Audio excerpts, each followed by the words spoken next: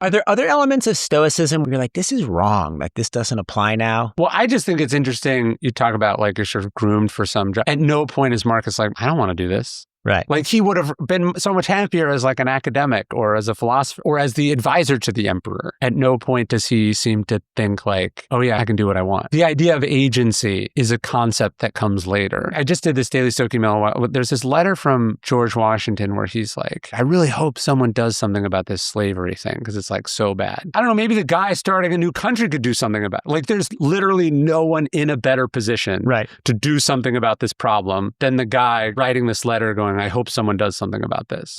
It's interesting that you get this guy who's literally the most powerful person in the world. And he seems to have this like very circumscribed understanding of like what his capacities are. Right. And I guess that's kind of a letdown considering how rare philosopher kings are.